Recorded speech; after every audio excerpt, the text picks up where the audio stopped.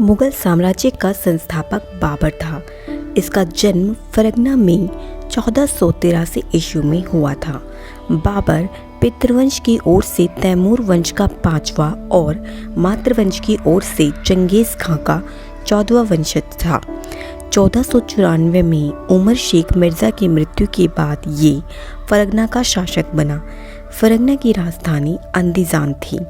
1507 में इसने बादशाह की उपाधि धारण की।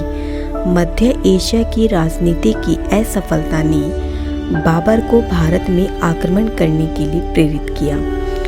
बाबर पानीपत के पहले युद्ध के पहले से ही भारत पर 4 अभियान कर चुका था। इसके पहले अभियान में 1519 में इसने सीमा के 2 स्थल बाजोर और भेरा को जीत लिया।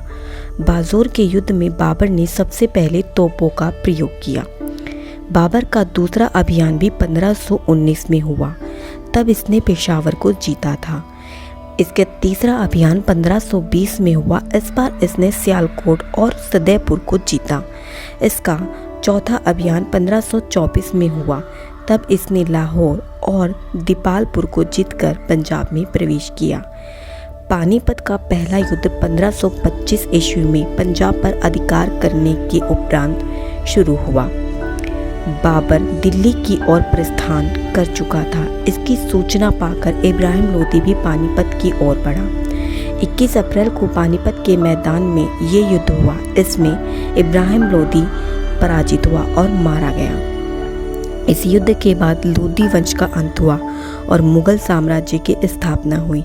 इस युद्ध में पहली बार बाबर ने तुगलकनुमा युद्ध नीति के साथ तोपों का प्रयोग किया। इसके बाद बाबर ने दिल्ली और आगरा पर अधिकार कर लिया था।